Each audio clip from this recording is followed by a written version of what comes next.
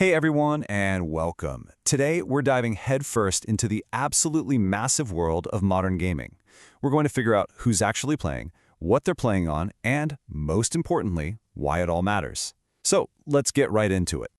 So, let me ask you a question. When you hear the word gamer, what's the first image that pops into your head?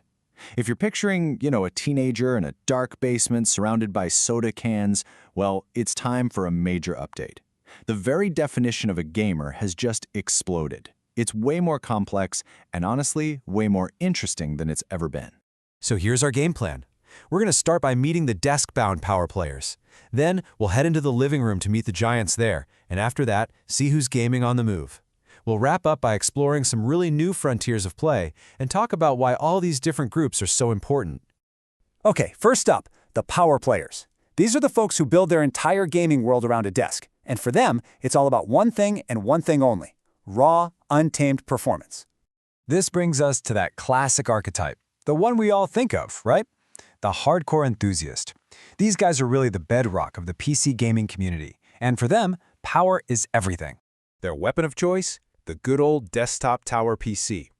We're typically talking about males, aged about 18 to 35, who absolutely love the hands-on, do-it-yourself aspect of building and upgrading their machines. They're always thinking ahead, future-proofing their investment. And it's not just for playing games.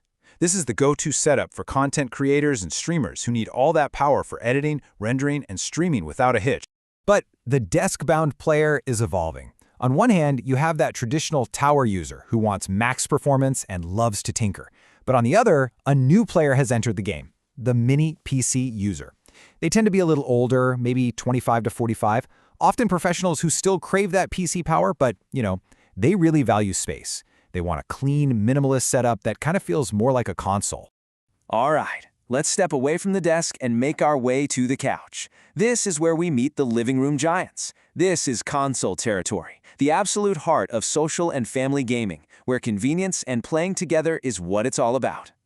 Now, for platforms like the PlayStation 5 and the Xbox, the core audience is what you might call the social gamer. It skews pretty heavily male, and the focus is on those huge blockbuster titles. Think Call of Duty, Grand Theft Auto. For this crowd, the real thrill is jumping online with friends and diving into some intense multiplayer competition. But the living room isn't just about intense competitive action. There's another giant in this space, one with a completely different vibe. Meet the cozy gamer. And trust me, they've found the perfect console to call home. And this chart just says it all, doesn't it? The Nintendo Switch has this incredibly balanced market, with a gender split that's almost 50-50. And why is that? Well, it's because it's built for families and what people call cozy gaming. It's less about the competition and way more about relaxation, creativity, and just fun. Okay, let's unplug from the ball and check out the world of portable power. This whole category is proof that you no longer have to be chained to a desk or a TV to get an incredible gaming experience. So first up, the gaming laptop.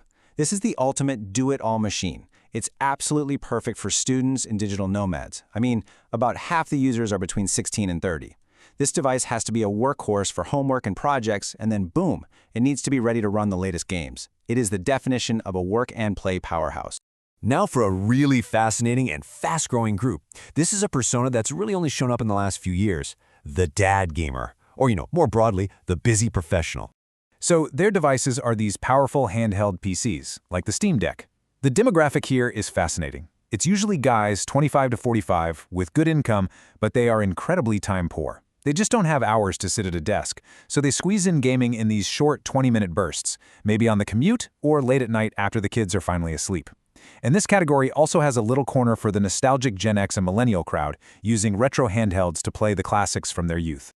So now we're reaching the outer edges, the new frontiers. These are the categories that are literally redefining what a game even is. These platforms are pushing every boundary and making interactive entertainment more accessible than it's ever been. I mean, just look at standalone VR like the MetaQuest. Its big promise is total immersion. And while it definitely started with gaming, its market has just blown up.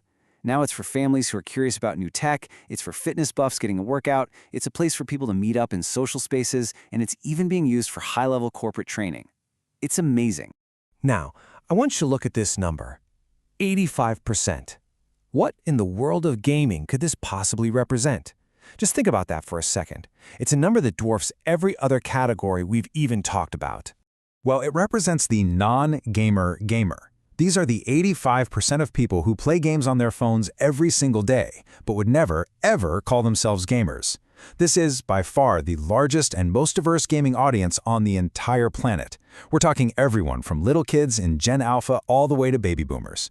They are the true silent majority of the gaming world. So now that we've met all these different tribes, let's pull it all together. Let's look at the complete picture of the modern player and really get why these distinctions are so incredibly important.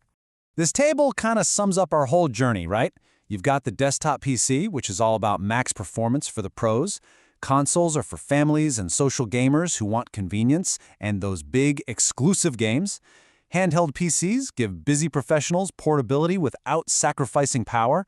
Mobile is for, well, almost everyone on Earth, and it's all about accessibility. And VR is for the early adopters who are chasing that feeling of total immersion.